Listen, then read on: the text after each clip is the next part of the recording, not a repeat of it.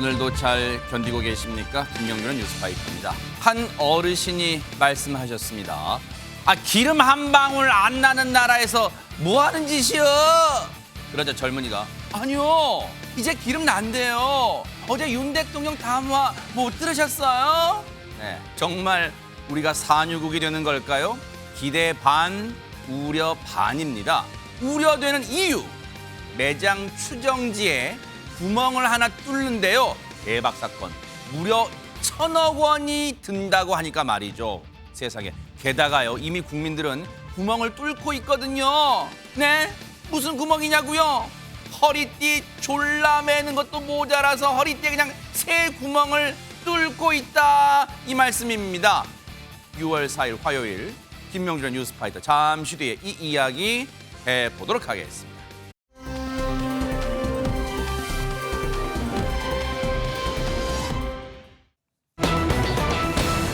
세상의 제목 보세요.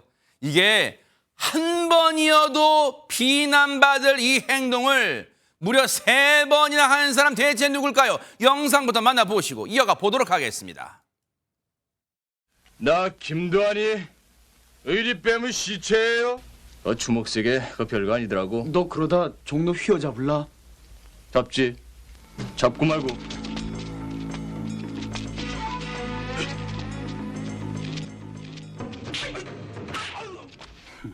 날 들어 세금을 내라. 난 세금을 받아야겠어.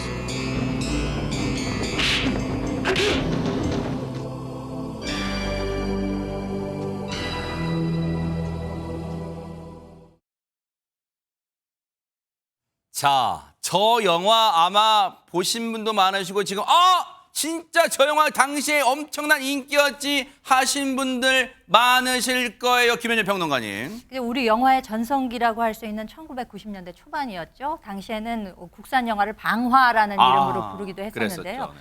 이런 임권택 감독이 직접 연출을 맡아서 더 화제가 되기도 했었고, 그래서 당시에는 이렇게 유명한 감독의 작품이다 하면은 극장에서 이제 개봉하는 날 네. 장사진을 이루고 뭐 안표상들도 횡행하고 뭐 이런 풍경이 있었습니다. 네. 당시 이 영화가 화제가 됐던 이유는 오디션을 통해서 신인들이 많이 발굴이 됐었고 박상민 씨도 그 중에 한 명이었고 신현주 씨도 이 영화를 통해서 이제 데뷔를 하는 그렇죠. 계기가 됐었죠. 네. 뭐 여기까지는 다 좋습니다.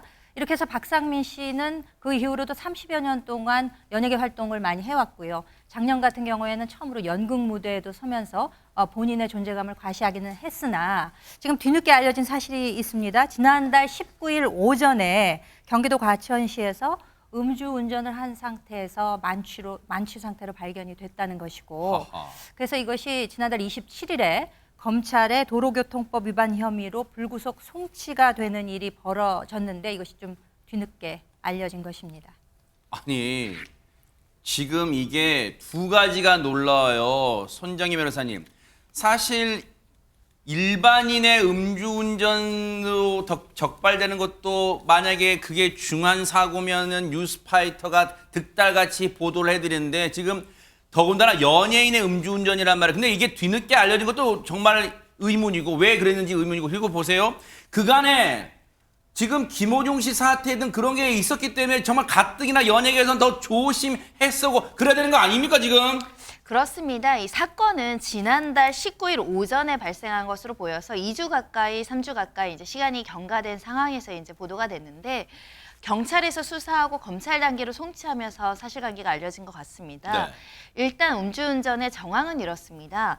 새벽까지 가천의 한 술집에서 지인들과 술자리에 동석해서 양주 등을 마셨던 것으로 알려지고 있고요. 그리고 오전경에 이제 본인의 차량을 운전해서 직접 운전을 하다가 이 자택으로 귀가던 중에 골목길에 이제 자신의 차량에서 잠이 들은 상태였는데 이 장면을 본 시민이 이제 신고를 해서 현장에 경찰이 출동을 했고, 이 현장에 출동한 경찰들이 혈중 알코올 농도를 이제 측정해 보니 면허 취소 수준, 즉 0.08 이상인 것으로 측정이 됐습니다. 얼마나 마신 겁니까? 세상에 면허 취소 0.08%를 넘겼다는 거예요. 그런데 보세요. 김묘성 기자님.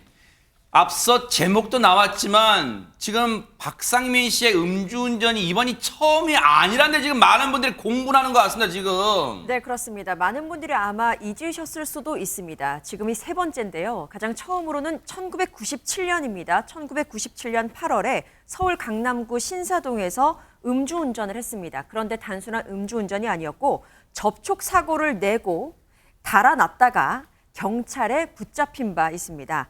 그리고는 피해자에게 2천만 원, 목격자와 경찰관에게 각각 500만 원을 건네면서 사건을 무마하려는 시도까지 했었죠. 때문에 음주운전 혐의뿐만 아니라 뇌물 공여 등의 혐의도 추가된 바 있습니다. 그리고 2011년입니다. 역시 서울 강남에서 술을 마시고 300m가량 운전을 했다가 경찰 단속에 적발이 되면서 면허 정지 처분을 받았습니다. 이때는 조사 과정에서 후배들과의 회식 자리에서 맥주를 마셨다고 인정한 바 있습니다. 박상민 씨, 유명 배우 박상민 씨가 음주운전을 해서 적발되고 지금 적발된 정도가 아니라 면허 취소 수준의 혈중 알코올 농도였고 이미 검찰로 송치가 된 지 뒤늦게 알려졌어요. 그것도 기가 찰 노릇인데 한 번도 아니고 이미 전력이 두 번 더 있어서 총 세 번째 음주운전 적발인데요. 그 죄질도 좋지 않아요. 이거는 금품을 건네요, 경찰한테. 그런데 보세요, 하재근 평론가님, 딱 박상민 씨 사례를 보니까 음주운전은 정말 습관이구나 딱 느껴져요, 진짜. 세 번째 적발됐으니까 우리가 흔히 삼진아웃이라는 표현을 쓰잖아요. 네. 지금 그 경우가 그 단어가 생각나는 사건이 된 건데 소속사 측에서 박상민 씨 대신해서 고개를 숙였습니다. 소속사가 뭐라고 그랬냐면 박상민 씨가 18일 늦은 밤에 지인들하고 모임을 하고 그 다음에 차 안에서 날이 밝을 때까지 잠을 청했다는 거예요. 5시간 정도 그렇게 차에서 잠을 자고 오전 8시쯤에 차를 몰고 집으로 가다가 적발이 됐다고 했는데 어쨌든 당사와 박상민은 변명의 여지 없이 책임을 통감하고 있다. 심려를 끼쳐 죄송한 마음을 감출 수 없다라고 이야기했는데 근데 박상민 씨가 불과 몇 년 전에 네티즌들의 응원을 받았었거든요. 재혼을 했었는데 박상민 씨가 2007년에 첫 번째 결혼을 했었는데 2010년에 이혼을 했습니다. 이혼할 당시에 그 전처를 밀쳐 다치게 하는 등 그 폭력 혐의로 약식 기소돼서 벌금형 20만 원형을 받았었거든요. 그리고 나서 2019년에 11살 연하의 부인하고 이제 재혼을 한 거예요. 그때 많은 누리꾼들이 응원을 했었는데 지금과 같은 소식이 들려오고 말았습니다. 세상에 보세요. 지금 이런 행동 때문에 가족은 무슨 부끄러움이에요. 가족들도 고개를 못 들고 다닐 판인데 진짜 아니 보세요. 이런 사연 공인이라는 말 붙이기도 전에 일단 일반인이라고 해도 그래요. 어떻게 음주운전을 3번이나 적발됩니까? 한 번만 해도 반성하고 뉘우쳐야 될 판인데 그런데 보세요. 손정임 여사님 아니 그 자리에 회식 자리에 있었다는 사람들은 뭐예요? 아니 끝까지 저 유명 배우라면 집에 대리운전 불러서 갔는지도 확인해야 되는 거 아니에요? 같이 술만 마시면 다예요 진짜? 그렇습니다. 사실 박상민 씨가 더 주의를 했어야 되는 것은 오는 9월에 안동에서 연극을 하기로 이제 예정되어 있었다는 겁니다. 뉴스파이터 팀이 이 기획사를 통해서 이제 주최 측에 통화를 해봤는데 일단은 논란하긴 했지만 현재로서는 공연 출연 여부는 상의를 해봐야 되고 확정된 것은 없다라고 이제 입장을 밝혔다고 하는데요. 앞서서 우리 김호중 씨 이런 것들 사건 많이들 보셨을 텐데 지금 세 번째 적발이면요. 사실 실형 가능성도 나오고 집행유예 이상이 나올 가능성이 굉장히 높아집니다. 그만큼 자성하고 반성하는 태도를 보여야 돼서 결국 이렇게 연극을 주최하는 공연 기획사에게도 또 다른 또 피해를 주게 됐다. 이런 점은 안타깝다라고 말씀드릴 수 있고요. 이게 이제 첫 번째, 두 번째는 이제 벌금형으로 선처를 해주기도 하는데 세 번째에 이르면 상습적이다 이런 평가를 하지 않을 수가 없거든요. 조금 더 적극적인 개선의 노력이 필요하지 않을까 생각이 들고요. 우리가 음주운전이 너무 심해지니까 대검찰청이나 우리 경찰청에서 앞으로 음주운전 범죄자들 상습적인 경우에는 차량도 압수하고 앞으로는 자비로 호흡 측정해서 시동 못 걸게 하는 이런 장치 의무적으로 설치하게끔 법률 개정되고 있거든요. 다만 이제 박상민 씨 같은 경우는 5년 이내에 이제 뭐 2회 이상이거나 3회 이상이 아니기 때문에 또 이제 소급해서 적용할 수는 없다고 하더라도 알려진 사람일수록 더 주의하고 특히 음주 전력이 2번인데 3번이라는 거는 본인 평판을 굉장히 해친 행위입니다. 앞으로 글쎄요. 작품 활동으로 팬들 또는 시청자분들, 영화 관객들 만나보기에는 상당히 어렵지 않겠느냐 이런 생각해 보는데요. 검찰로 송치됐고 이제 재판을 앞두고 있을 테니까 이 결과 어떻게 나올지도 차분하게 따라붙어 보도록 하겠습니다. 너무나 분노가 치미는 그런 사건이었습니다.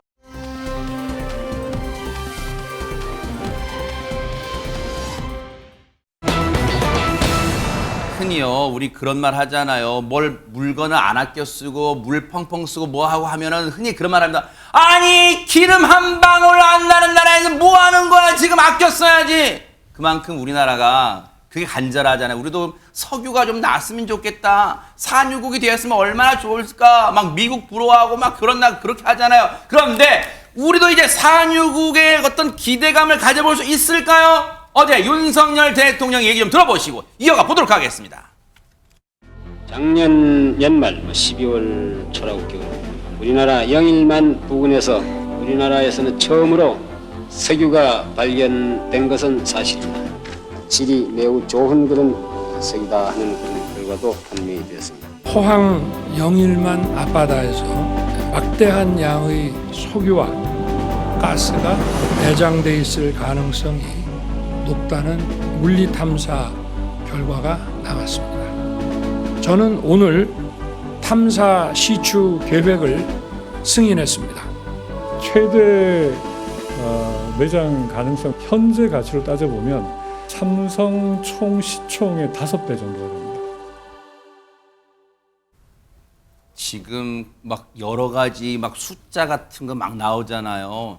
삼성전자 시가총, 이만에 개발되면 경제적 가치가 삼성전자 시가총액의 5배 수준이라는 게 얼마냐? 그런 게 굳이 말씀드리면 2,200조의 가치가 있다는 거예요. 저 대박 사건이죠. 지금 삼성전자 시가총액 440조니까. 그런데 보세요. 그만큼 지금 우리의 지금 산유국으로서의 기대감이 막 바짝 커지고 있는데 하재근 평론가님 140억 배럴 많은 것 같은데 어느 정도인지 감이 안 와요. 예, 저도 이게 뭐 실질적으로 피부로 체감되는 그런 숫자가 아닌데 그것과 관련해서 어제 윤 대통령이 브리핑을 했습니다. 네. 뭐라고 그랬냐면 그 양이 천연가스는 29년 동안 우리나라가 사용할 수 있는 양이고 석유는 4년 동안 사용할 수 있는 양이다.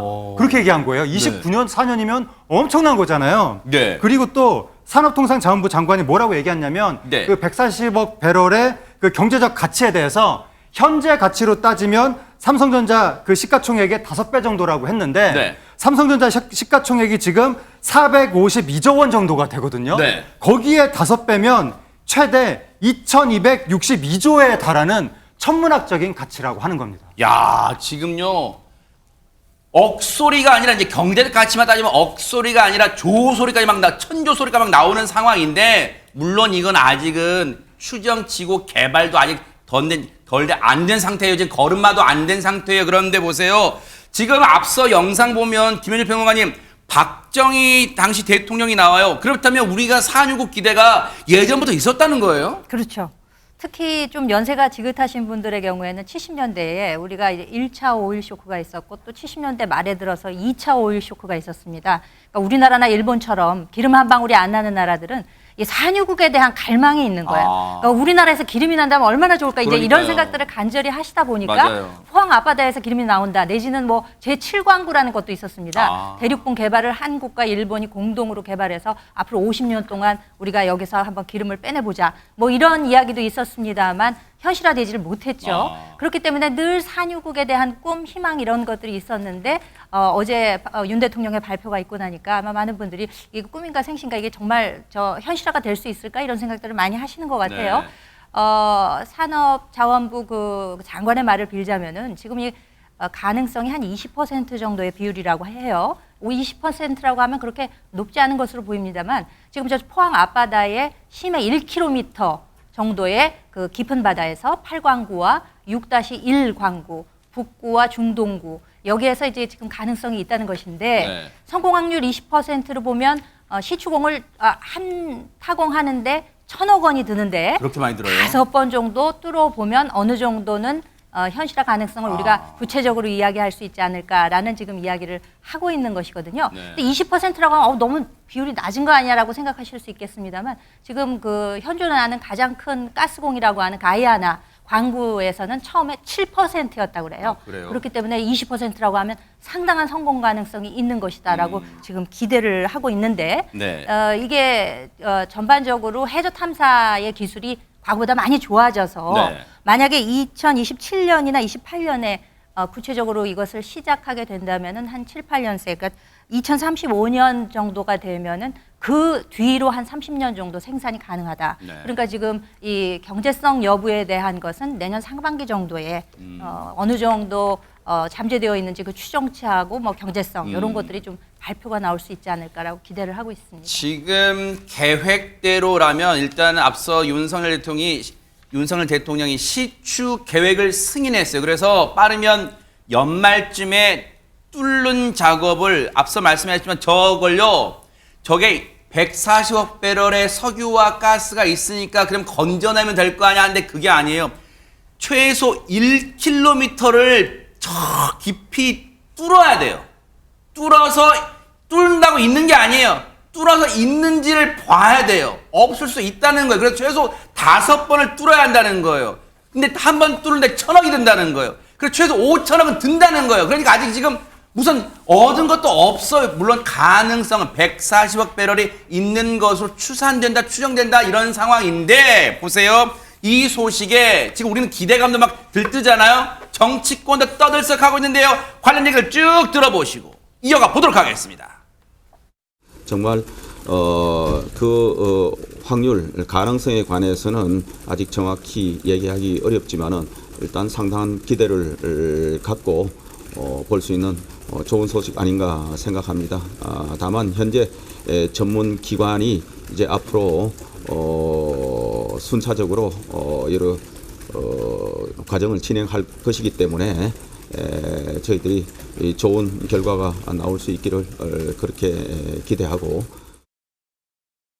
어찌 보면 대통령이 직접 시추 계획을 승인했다는 걸 발표할 정도로 우리가 산유국의 기대감을 가질 수 있다는 걸 발표할 정도로 지금 대통령의 중요성을 강조했으니까 여당에서도 뒷받침 목소리가 나온 건 당연하겠죠. 그렇다면 야당은 어떤 분위기일까요? 여당과 같이 반색하는 분위기일까요? 우리도 이제 산유국 될 수 있다 그런 분위기일까요? 야당의 분위기 들어보시고 이어가 보도록 하겠습니다. 21%로 내려가고 부정평가가 70%가 되니까 좀 급했지 않는가. 예. 그래도 대통령이 발표했으니까 어떤 근거를 가지고 하셨을 테니까 꼭 석유야, 가스야 좀 나와라, 나와. 그 만약에 안 나오면 어떻게 되는 건가요? 한 자리 숫자로 떨어질 것 같아요. 대통령께서 지금 많이 급하다. 지지율이 21% 정도까지 정말 바닥을 치고 있는데 이것을 어떻게든 반전하기 위해서 그것을 정치적으로 악용한 것 아니냐, 활용한 것 아니냐라는 비판에서는 자유로울 수 없는 상황이라고 봅니다. 하나 시추공을 뚫었을 때 성공 가능성이 20%라고 이제 얘기를 하는데 이 정도 가지고 대통령이 저렇게 직접 브리핑을 하는 것이 맞나? 이게 바로 레임덕 증거입니다. 지금 야당 의원들 모두 야당이 뭐 전체 회의에서 나온 건 아닙니다만 야당 의원들의 얘기를 들어보면 뭔가 이번 발표가 좀 의도가 깔린 것 같다. 정부의 어떤 의도가 깔린 것 같다. 좀 이렇게 보는 것 같아요. 네, 비판하는 기류가 더 강하다라고 볼 여지가 있는데요. 이해식 더불어민주당 수석 대변인 같은 경우는 이번 발표가 하락세인 지지율 전환을 위해서 국면 전환용으로 발표한 거 아닌지 의심스럽다 이렇게 밝히기도 했고요. 최민희 의원 같은 경우는 어제 재명인의 말을 통해서 이 물리탐사 작업 계약이 21년 3월, 그러니까 3년 전부터 이미 문재인 정권 시절부터 진행이 되었다는 겁니다.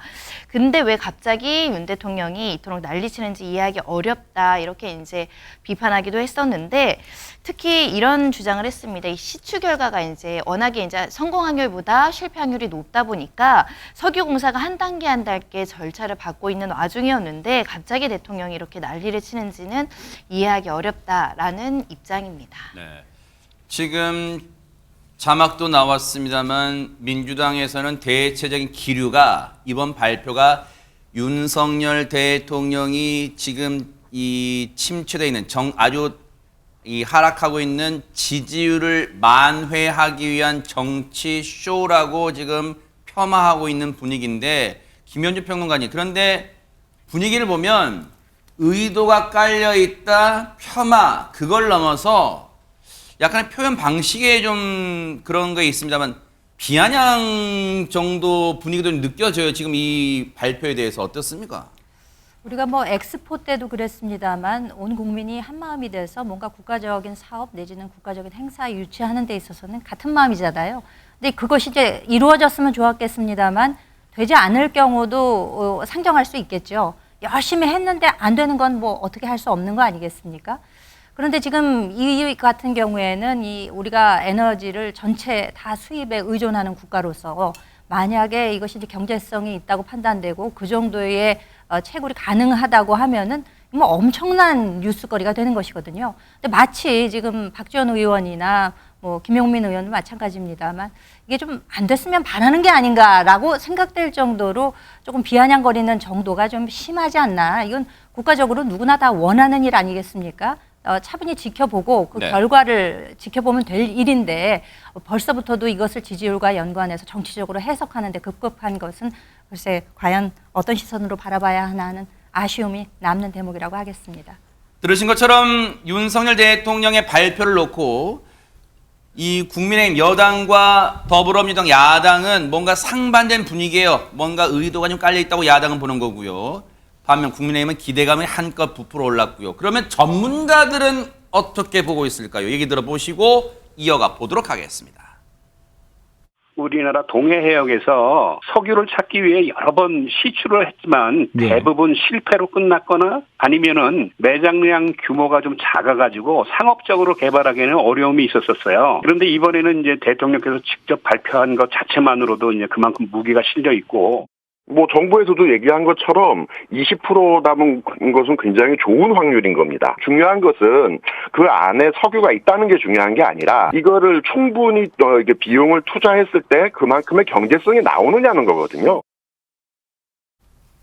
아마 그게 중요할 거예요. 경제성. 왜냐하면 앞서 말씀드렸죠. 한 번 뚫는데 1,000억이 들어가요. 그러니까 과연 이걸 채굴 했을 때 1,000억 원 이상의 가치가 즉 본전은 뽑아야 되는 거 아니에요? 그런 걸 또 전문가들은 경제성까지도 지금 염두에 두는 것 같아요. 일단 차분하게 앞으로 어떻게 진행이 될지 좀 지켜보도록 하겠습니다. 여러분과 함께요.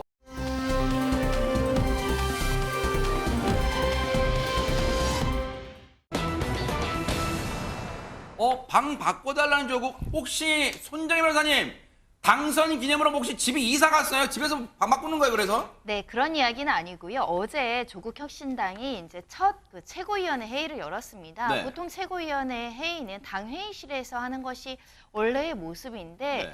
어제는 좀 의아스럽게 본회의장 로비에 보시면 이 모습이요? 로텐던 홀에서 열었던 겁니다. 네. 좀 굉장히 의아한 장면이라고 말씀드릴 수 있는데 이게 항의성 차원이었다. 즉 국회 사무처가 12명이나 당선자를 배출한 원내 제3당에 대해서 응당하게 대우하지 않았다라고 이제 주장하는 장면입니다.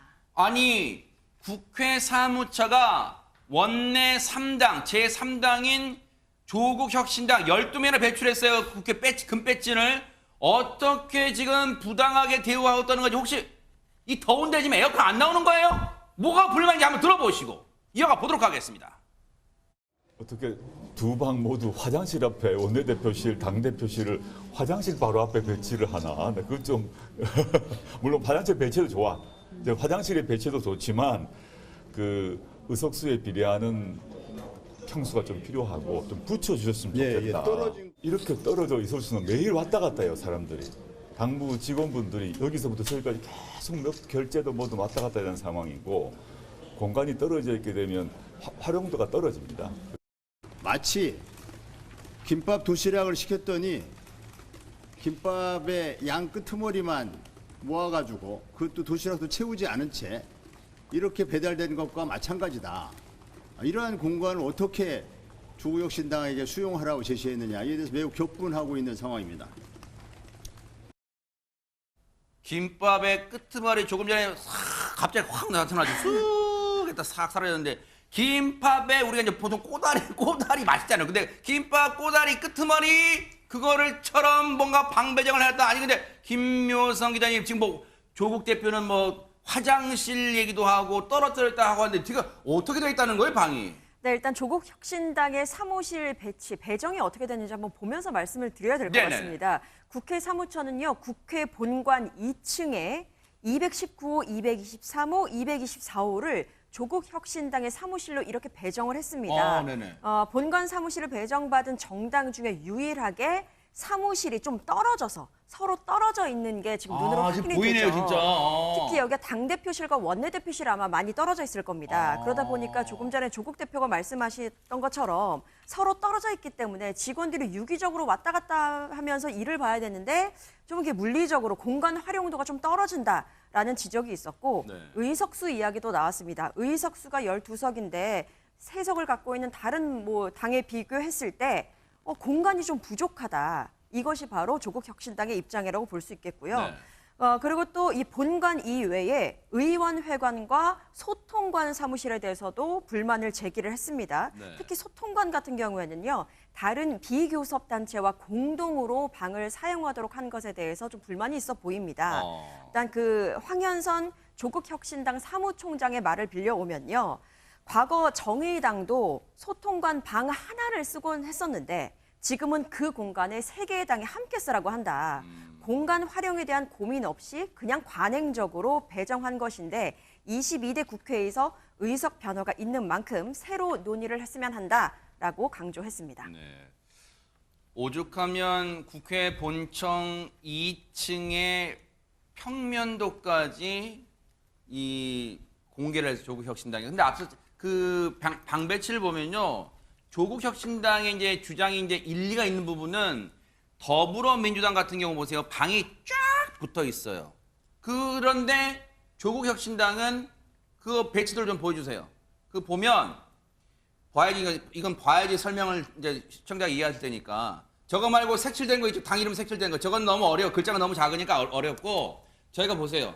국회 본관 2층 사무실 배치도에 왼쪽 보세요. 왼쪽 위를 보세요. 더불어민주당은 205호인가요? 205호부터 215, 215호부터 쭉 붙어 있잖아요. 쭉쭉쭉쭉. 그리고 이제 거기에 조국 혁신당이 하나 있고 옆에 쭉 붙어 있는 게 아니라 후 건너뛰어서 아마 이제 중간에 이제 화장실도 있고 그런가 봐요. 이제 통로 입구인가 봐요. 입구 계단. 그리고 진보당이 있고 조국 혁신당이 방 2개가 있죠. 누가 봐도 육안으로 봐도 지금 저렇게 떨어져 있다는 거예요. 그리고 또 옆에 개혁신당, 국민의힘 이렇게 돼 있기 때문에 이게 원내 제3당에 대한 합당한 12석이나 배출한 이 당에 대한 합당한 처사가 맞냐 국회 사무처 좀 들어라 이렇게 하면서 국회 로텐더홀에서 항의성 최고위원 회의를 연 것 같은데 근데 보세요. 하재헌 평론가님 처음에는 공개로 최고위원 회의다가 비공개로 돌렸는데 아니 근데 보세요. 방에서 하면 비공개 되는데 저 뚫렸는데 비공개 또 어떻게 해요? 그러니까요. 보통 이제 회의를 비공개로 돌리는 순간 기자들한테 좀 나가시라고 기자를 내보내는데 여기는 로비이기 때문에 내보낼 데가 없잖아요. 어떤 식으로 비공개로 전환했는지 영상이 있거든요. 영상을 보시겠습니다. 네네네. 오늘 조국 혁신당의 첫 공식 최고위원회입니다.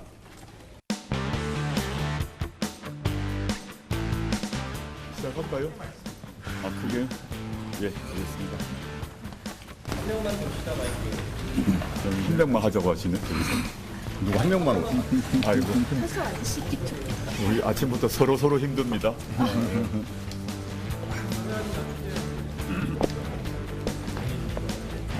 오늘 거기는 위총.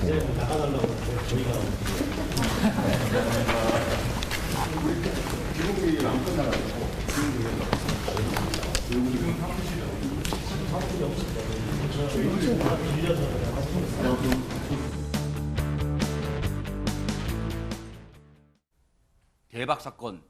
김현주 평론가님 신박한 방법이에요. 비공개 신박한 방법이 공개됐습니다 지금. 그렇죠. 기자들이 나가는 게 아니라 본인들이 어디로 이동을 하게 되는 이제 그런 경우인데 그래서 이제 조국 혁신당이 12석을 차지한 3당이기 때문에 지금 말씀하시는 내용으로 봐서는 좀 뭐 불만이 있을 수는 있다라고 저는 생각이 되는데 그렇다고 해서 이제 로텐더 홀에서 저렇게 좀 항의성 저렇게 최고위 회의를 열었다는 것에 대해서는 좀 이렇게 사무처와 미리 좀 이야기를 나눠서 잘 배치를 했으면 어땠을까 하는 생각이 들고요. 네. 그리고 이제 뭐 당 대표실 앞에 화장실이 있다라는 이야기를 하는데 그 과거 제가 이제 당직했을 때 당시에 이준석 대표였거든요. 이준석 대표 당 대표실 앞에도 바로 화장실이 있었습니다. 네. 대개 대표실 앞에 화장실이 있어요. 회의실 앞이나 네. 그렇기 때문에 이제 화장실 부분은 그렇고 또 분리되어 있는 규정도 그렇습니다. 과거 전례를 보면 국민의당이나 민주당에서도 이렇게 좌우로 분리된 경우가 있었다고 해요.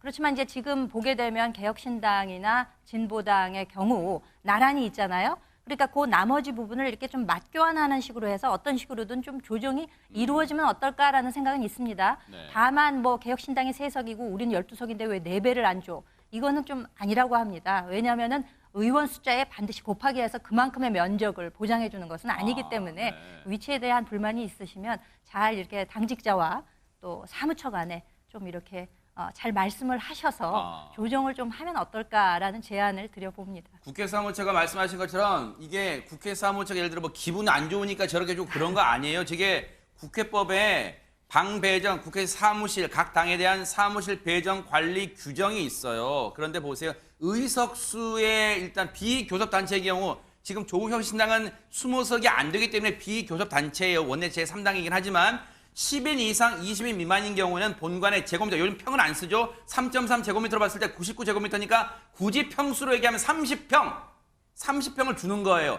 3인 이상 10인 미만은 66 제곱미터, 그러니까 20평 주게 돼 있다. 이 근거로 국회 사무처는 줬다는데 지금 보세요. 그렇다 하더라도 지금 이담 아나운서 국회 사무처 입장에서는 원내 제3당이 저렇게 로텐더 국회 로비홀에서 최고위원회를 할 정도로 항의를 하니까 좀 입장이 좀 난처한 상황이 될 수는 있을 것 같아요. 어떻습니까? 네, 맞습니다. 게다가 불평등을 주장하고 있기 때문에 네. 그 사무처에서는 지금 난색을 표하고 있는 상황인데요.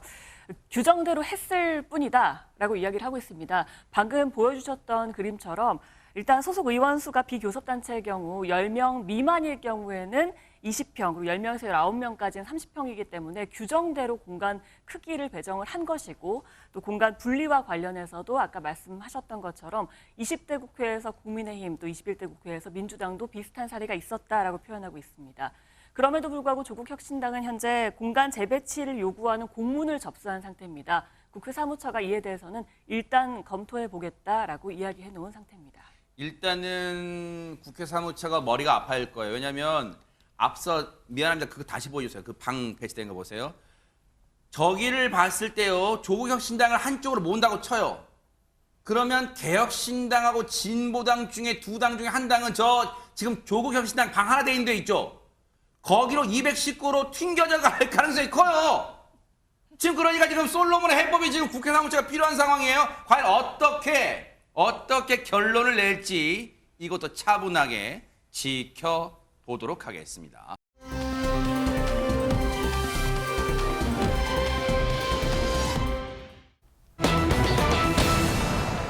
자, 분위기 바꿔보도록 하겠습니다. 지금 구치소에 수감 중인 김호중 씨 갑자기 돈이 어디서 생겨서 100억을 기부했다는 거예요, 김묘성 기자님? 네, 정확히는 김호중 씨가 직접 기부를 한 액수가 아니라요. 네. 정확하게는 김호중 씨의 팬카페에서 4년간 기부한 것을 두고 100억이니 혹은 그 이하이니 지금 이야기가 나오고 있는 겁니다. 어머나. 먼저 배경에 대해서 말씀드리겠습니다. 네.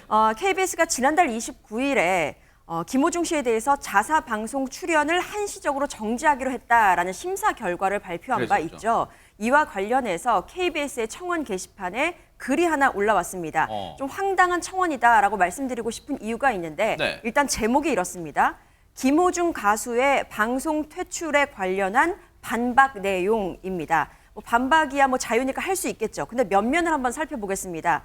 팬들이 지금까지 4년 동안 약 100억 원 가까이 어려운 이웃에게 기부 나눔을 실천해온 것은 김호중이 가진 이름의 선한 영향력 때문이다 라면서 죄는 미워하되 사람은 미워하지 말라는 말이 있다라고 약간 훈계하고 싶었던 모양이기도 합니다. 그리고 또한 김호중의 천재적인 재능을 아깝게 여긴다 때문에 새로운 사람으로 거듭나게 해야 한다. 법은 냉정한 판단이 필요하지만 사회는 한 번은 보듬고 안아줘야 한다라는 그 관용이 필요하다라는 내용이었습니다. 근데 이게 극히 일부의 의견일까 싶어서 한번 몇 명이나 동의를 하나 살펴보니까요. 네. 오늘 4일 기준입니다. 오전 11시 기준으로 봤을 때 해당 청원에는 약 1,500명 이상이 동의를 한 상황으로 파악이 되고 있습니다.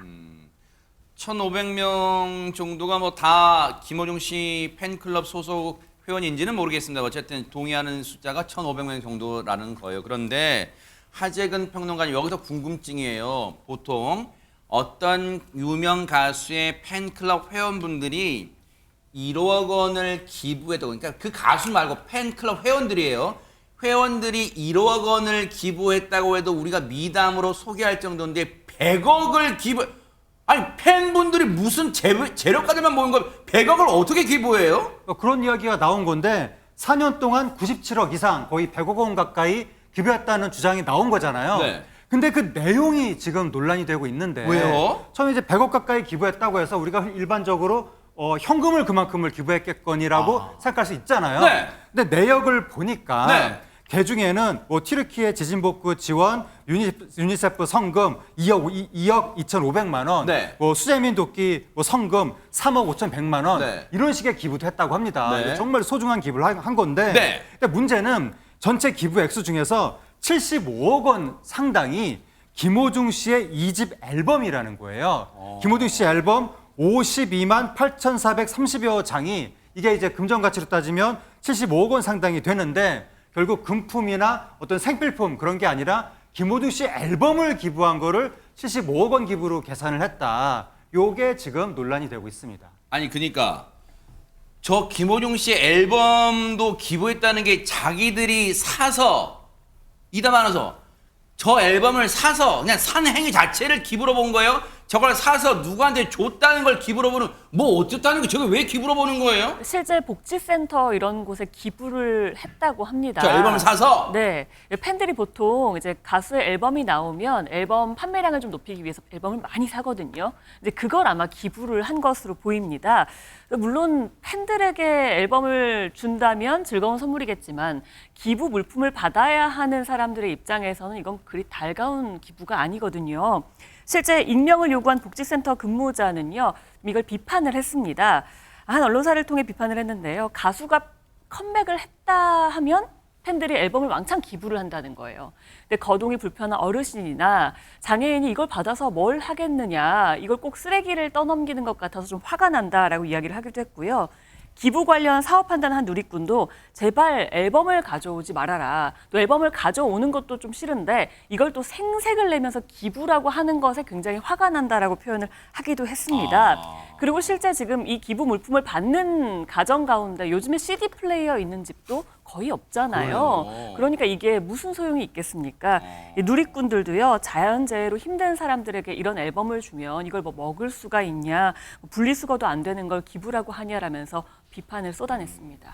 김호중 씨 팬분들의 여전한 김호중 씨 사랑은 이해를 해요. 그런데 어쨌든 지금 이런 주장이 과연 대중들에게 설득력이 어느 정도 있을지는 미지수예요. 이런 가운데 손정희 변호사님, 김호중 씨의 이제 어떤 수사 관련해서 좀 이제 새로운 내용들이 뭐 나오고 있다는데 어떤 내용들일까요? 네, 위험운전치상을 입증하기 위해서 수사기관에서는 비틀거리는 걸음걸이에 대한 분석을 시작했다라는 것인데요.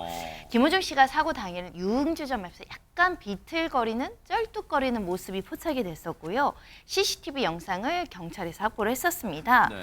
경찰은 보통의 위험운전치상죄의 이제 기소의 증거로 보통 뭐 눈이 충혈됐거나 발음이 어눌하거나 이렇게 비틀거리는 걸 술에 취했다라는 정황으로 보거든요.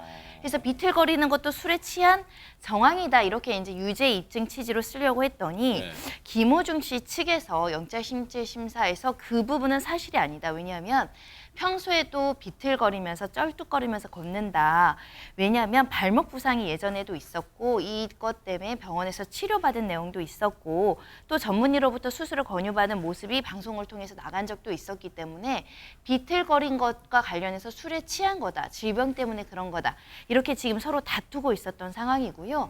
실제로 경찰 조사 과정에서 나오면서 약간 비틀거리는 장면이 또 카메라에 포착된 적도 있었습니다. 그러다 보니 경찰에서는 술 취해서 비틀거리는 것처럼 보이지만 또 다른 주장이 나온 상황이기 때문에 이 걸음걸이 영상을 전문기관에 분석 의뢰한 것입니다. 사실 저 부분은 경찰 입장에서는 단순히 드는 생각인데 굳이 확인을 해본다면 지금 음주뺑소니 사고를 내고도 경기도 고양시 공연 2차례 그리고 경남 창원 2차례 했잖아요. 총 4차례 했잖아요. 그때 공연 무대에 오르는 상황도 영상에 있을 거 아니에요. 그런 만약에 소속사가 찍었다면 그런 것도 다 입수해가지고 비교도 해보고 그러겠네요. 뭐 그거 가지고 다 뾰족한 결론을 낸다는 단정은 못하겠지만. 그렇죠. 그래서 경찰이 국과수에 의뢰를 해서 만약에 비틀거림이 평상시에도 있었다면 그것이 음주에 의한 비틀거림이냐 아니면 평상시에 그 비틀거림과 동일하냐 다르냐를 어떻게 하는 거 분석하는 것이 좋겠냐고 의뢰를 한 거예요. 이것을 전문 용어로 법 보행 분석이라고 한다고 합니다. 국과수에서 경찰로 그 결과를 보냈어요. 뭐라고 결과를 보내는 거 아니? 네. 사고 직전에 있었던 걸음걸이와 평상시의 걸음걸이는 같지 않다. 다르다라는 결론을 보냈다고 합니다. 국과수에서. 네. 그렇죠. 그러니까 음주가 영향을 미쳤다는 어떤 입증이 되는 그런 증거로 쓰일 수가 있다는 것이겠죠. 네. 그리고 또 김호중 씨가 발목이 좋지 않아서 뭐 치료받았다 아까 그런 얘기도 있었잖아요. 그래서 치료 전력이 있는지 이에 대한 것도 조사를 했으나 유의미한 결과를 얻지 못했다라는 점도 밝혔습니다. 뭔가 지금 하는 말마다 설득력을 얻기보다는 뭔가 계속해서 의구심만 짙어져가는 그런 궁지에 몰리는 형국이에요. 김호중 씨 측이. 그런데 경찰과의 충돌도 계속되고 있어요. 관련 얘기 들어보시고 이어가 보도록 하겠습니다. 출석할 때는 비공개로 하신 것, 이거 꼼수 출석 아니냐 이런 말도 있는데요. 어떻게 생각하십니까? 네, 규정상 경찰청 공보규칙 16조를 보시면 비공개가 원칙입니다. 경찰 관서의 장은 피의자 출석 조사에 있어서 사진 촬영 등을 허용하여서는 아니 되는 걸로 되어 있고 보호 조치를 해야 될 의무가 있습니다. 지금 저 상황에 대해서 지금 뭐 인권도 지금 뭐 훼손됐고 명예도 훼손되고 막 그렇다는 거예요. 이런 경찰의 입장은 뭘까요? 김묘성 기자님. 네, 앞서 사실 보셨던 것처럼 경찰에 이제 김호중 씨가 출석한 다음에 돌아가는 길에는 취재진 앞에 절대로 설 수 없다. 이것이 내 마지막 자존심이다. 스위치다. 뭐 이런저런 얘기가 나왔었죠. 네. 그러면서 6시간을 버티다가 결국은 정문으로 이렇게 나왔었는데 네. 그때 김호중 씨 측은 경찰이 나를 먹잇감으로 던져놓았다라면서 국가인권위원회에 제소를 검토 중이다라고 밝힌 바가 있습니다. 좀 원색적이었어요. 먹잇감이다. 먹잇감이란 표현을 썼어요. 네. 네, 그렇게 밝힌 바 있습니다. 네. 그래서 이 같은 주장에 대해서 조지호 서울경찰청장이 어제 정례 기자 간담회에서 밝힌 바가 있는데요. 네. 피의자를 포함해서 강남경찰서에 출입하는 대부분의 사건 관계자는 정문으로 들어가서 정문으로 나간다라면서 오히려 이 김호중 씨가 처음에 경찰서에 들어갈 때 강남서가 조금 잘못 판단한 것 같다. 그때 지하로 들어갔었죠. 하지만 귀가할 때는 바로 잡고 다른 피의자들과 동일한 수준으로 퇴청을 한 것인데 그러니까 정상적으로 다른 피의자 등과 뭐 상관없이 그러니까 똑같은 수준에 있어서 퇴청을 한 것뿐인데 그것이 인권 침해라고 한다면 경찰이 앞으로 모든 사람의 어떤 문제 제기를 다 받아주면서 비공개를 해줘야 이것이 적절한 조치라고 하지 않겠냐라면서 오히려 반문을 하기도 했습니다. 김호중 씨 수사는 별도로 이건 나중에 하면 지금 서울지방경찰청장이 그랬잖아요. 당시에 강남경찰서가 좀 잘못 판단한 것 같다고 들어볼 때 지하로 갔잖아요. 이거 반드시 나중에 어떻게 될지 이건 지켜볼게요. 김호중 씨 수사가 좀 마무리되면. 그런데 이것뿐만 아니라 지금 서울지방경찰청장이 얘기한 게 또 있다면서요. 손정희 변호사님. 네, 조지호 경찰청장이 위드마크 수치 중에 가장 낮은 보수적인 수치를 적용했는데도 면허 취소 수준이 나왔다. 이렇게 밝힌 것인데요. 영장실진 범죄 사실에 빠져있던 게 음주운전죄잖아요. 아하. 위드마크 공식을 적용을 했더니 면허 취소 수준이 나왔다. 사실 일반적으로 소주 10잔을 먹으면 일반 사람들 다 면허 취소 수준 나옵니다.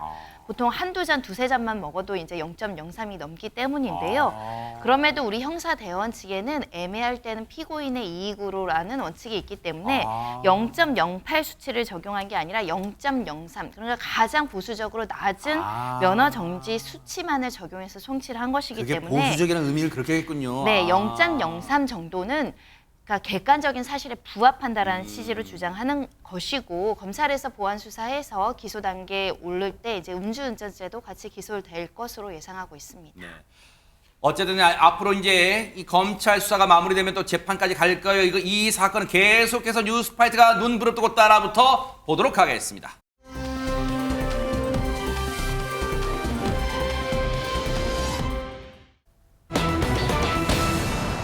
어머, 제목 보세요. 제목만 보면은 무슨 상황인지 잘 모르겠어요. 이담 아나운서 뭡니까 이거 지금? 네, 뭐 제목 그대로입니다. 지난달 29일 점심시간쯤에 있었던 일인데요. 영상이 준비되어 있습니다. 어허. 영상 보시겠습니다. 네네. 네, 이곳은 경주의 어느 식당입니다. 네. 주방에서 분주히 일을 하던 이 여성이요. 갑자기 고개를 서서히 뒤로 좀 젖히더니 그대로 쿵 하고 쓰러집니다. 어머. 아, 손은 마비가 되어서 오그라들었고요. 어머, 세상에. 발은 허공에 뜬 채 덜덜 떨렸는데요. 주방엔 지금 이 여성 말고는 아무도 없는 상황입니다. 어머나, 세상에. 일촉즉발의 상황이죠. 어머나, 아니 근데 저런 상황 지금 아무도 없다면 저걸 아무도 저 상황 저분 발견 못하면 어떻게 되는 거예요? 골든타임 놓쳐버리는 거 아니에요, 이담 아나운서? 그러니까 주방 안쪽은 특히 밖에서 잘 보이지도 않잖아요. 진짜요? 그렇기 때문에 굉장히 걱정인데요. 이후 상황 어땠는지 영상 이어서 보시겠습니다. 세상에. 바닥에서 일어나지 못하는 이 여성, 그 순간 헬멧을 쓴 남성이 주방으로 들어옵니다. 어머나. 바로 음식 배달을 위해서 식당에 들른 라이더, 배달기사인데요. 네. 남성은 여성의 상태를 확인하자마자 119에 저렇게 황급히 신고 전화를 하고요. 세상에. 상황실과 통화를 하면서 곧바로 심폐소생술을 실시합니다. 어머나. 이 쓰러진 여성은요, 계속 다리를 좀 떨고 있는데요. 잠시 뒤에 경련을 멈췄고 이 남성은 쉬지 않고 심폐소생술을 했습니다. 어머나. 곧이어 도착한 119는 바로 여성을 병원으로 이송했는데요.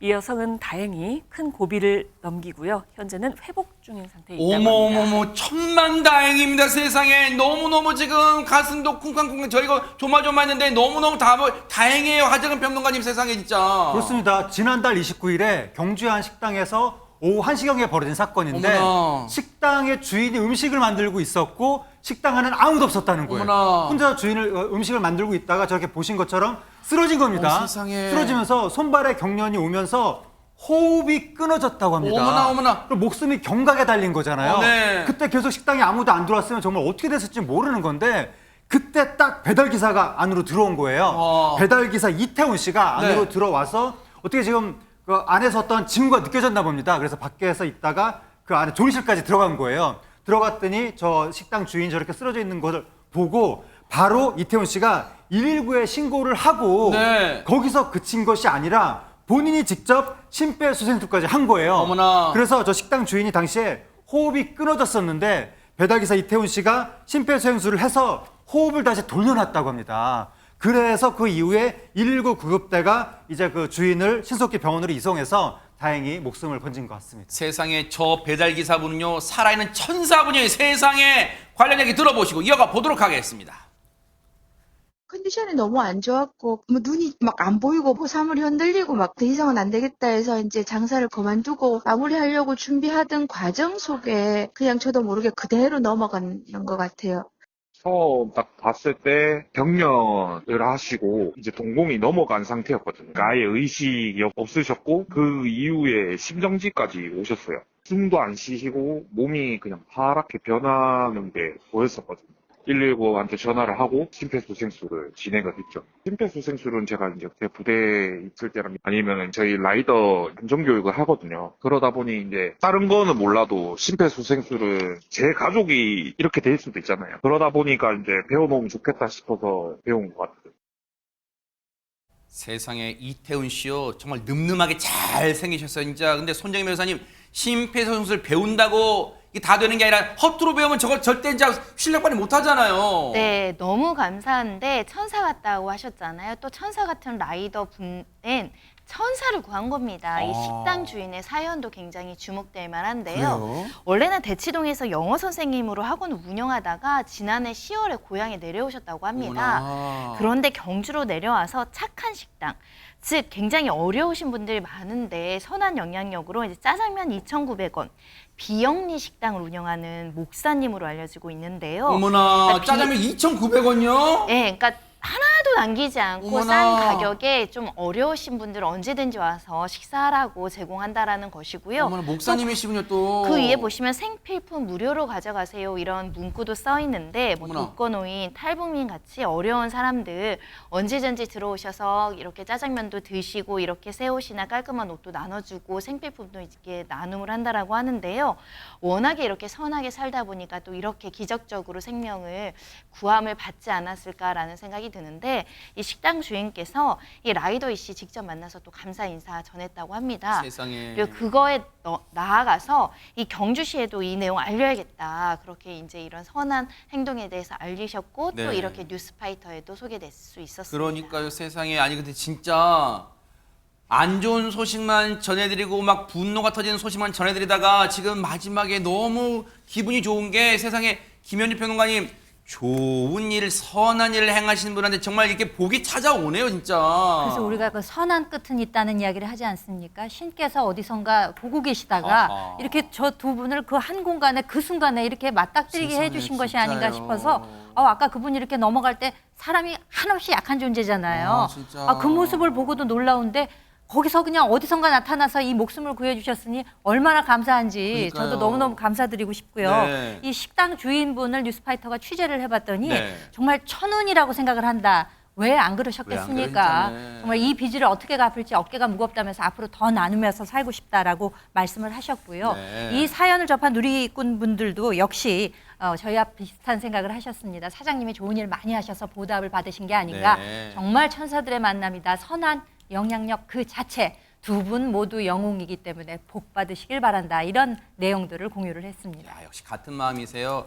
정말 천사 같은 선한 행동 그리고 그 응급 심폐소생술을 해주신 우리 이태훈님 라이더분이십니다. 멋지세요. 이태훈님 그리고 평소에 주변에도 무료로 나눔 봉사하시는 그리고 2,900원 짜장면 봉사하시는 윤한나 목사님 겸 식당 주인님 정말 두 분 덕분에 우리 사회가 아직 살만하다 이렇게 느껴봅니다. 감사의 박수 보내드립니다.